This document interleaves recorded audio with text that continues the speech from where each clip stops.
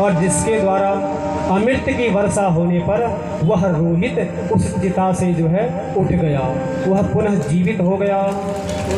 ये होती है अमृत की वर्षा से, उसके शक्ति के प्रभाव से वह क्या हो गए, उस चिता से जो है पुत्र जो है उड़ गया।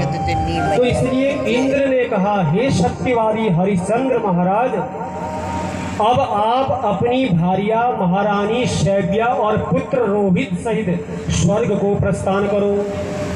तब इंद्र की बातों को सुनकर राजा हरिश्चंद्र जी कहने लगे कि हे देवराज, अभी मैंने अपने स्वामी से आज्ञा नहीं ली है। जो मेरे स्वामी हैं चांडाल, जो मेरा स्वामी है चांडाल, पहले मैं उसके पास जाऊं, उससे जो है आज्ञा लूँगा, तभी मैं तुम्हारे साथ स्वर्गलोक में आऊँगा। जब अगर मेरा स्वामी मना कर देगा तो मैं नहीं आ सकता, क्योंकि मैं अपने स्वामी के अधीन हूँ। तब धर्मराज बोले कि हे राजन, जो भी तुम्हारे साथ घटना घटी ये सब मेरी माया का प्रभाव था। क्यों? मैं ही अपनी माया के प्रभाव से चांडाल बना था। किसने कहा? धर्मदेव ने कहा। आपको जो चांडाल का घर दिखाई पड़ा था वह सब मेरी माया के द्वारा दिखाई दे रहा था, वो सब मेरी माया थी। किसने कहा? धर्मदेव ने कहा हरिश्चंद्र जी से। तब महाराज हरिश्चंद्र जी कहने लगे, हे देवराज,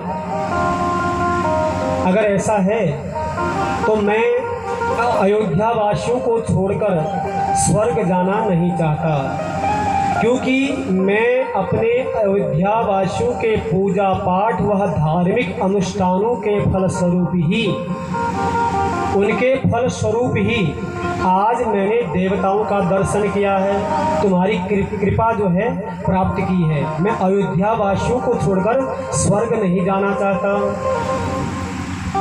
तो ये सुख दुख तो प्राणी के प्रारब्धवश होते हैं। किसने कहा? हरिश्चंद्र जी ने। जो मुझे दुख मिला या मेरे जीवन में सुख आया वो सब मेरे प्रारब्धवश था, और प्रारब्धवश ही भोगने पड़ते हैं। कर्मों का फल जो है अवश्य भोगना पड़ता है। तो इसलिए हर कोई मनुष्य को सुख में और दुख में, तो जब सुख हुआ होता है तो उस वक्त भी उस सुख को जो है बढ़िया करके निभाओ, काटो उस समय को भी।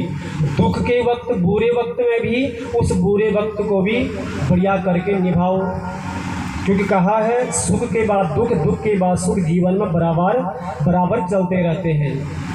ये तो सब प्रारब्धवश प्राप्त होता है। तब सूत जी कहने लगे, महाराज ने सभी अयोध्या वासियों को स्वर्ग जाने के लिए कहा और अयोध्या में अपने पुत्र हरिश